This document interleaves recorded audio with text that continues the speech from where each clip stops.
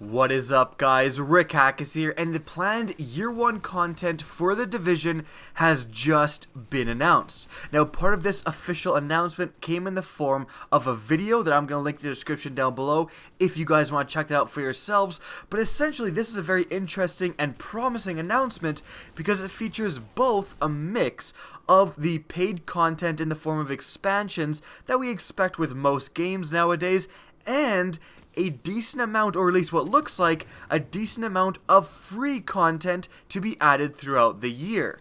Now, this graphic here gives you a great idea of the basics of this planned content for Year 1 of The Division.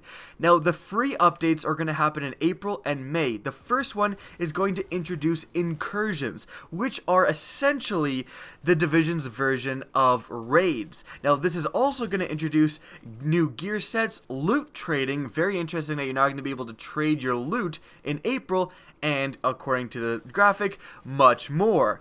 In May, they're going to have a bunch of Dark Zone updates, so you're going to have new challenges and new modes for the Dark Zone, what it looks like, and much, much more, according to the graphic.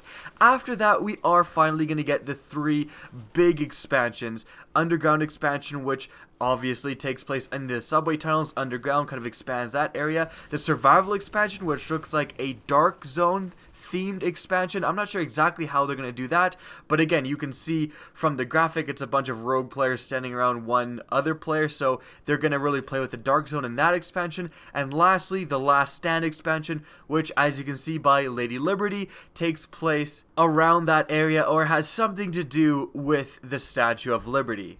Now, The Division is featuring the option to buy a Seasons Pass and get all of the DLCs for a small reduced price, and you also will get some in-game benefits if you do purchase the Seasons Pass right away, like you get a special sawed-off shotgun for use in the game, which is a little interesting. Basically, all games have Seasons Passes now, so that's nothing to really be surprised about. What is a little surprising is the amount of free content they claim is coming. At the end of the video, they list off a bunch of stuff that is supposed to be this upcoming free content that we're going to get throughout the year, including, weekly assignments, monthly assignments, or whatever they were. And one of the things, the most interesting thing that caught me off guard was it just said more weapons. In the free content section, when they're talking about free content, it said more weapons.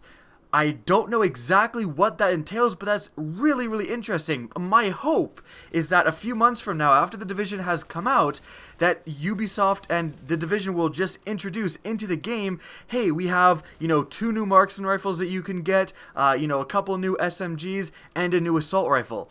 That would be unbelievably awesome, just constantly expanding the loot system as the game grows. I would absolutely love that, and I really hope that's the case. But again, they have said more weapons, so in some capacity, they're going to be doing something like that. So all in all, I think I'm pretty happy with this announcement. It shows me The Division has a plan for its first year. It shows me that it's developing these 3 big expansions that if I want to, I can get into with the Seasons Pass or just purchase individually. Now, if I don't want to do that, it also shows me that they are planning to introduce a lot of free content. Adding raids, essentially, with the first big patch in April is a really big step forward, and then the very next month, adding another big patch that's going to add a bunch of stuff into the Dark Zone. Both of those things are very, very good, and in addition to that, they're also saying that they're going to add more free content, trickling throughout the year. All of those things sounds very good, and it should be sounding a lot better to players who are unsure about buying the Seasons Pass. I'm probably going to get the Seasons Pass, but if you're someone who doesn't really want to commit to that, but doesn't know if they're going to get into The Division, you're still going to be getting all of this free content, which is awesome.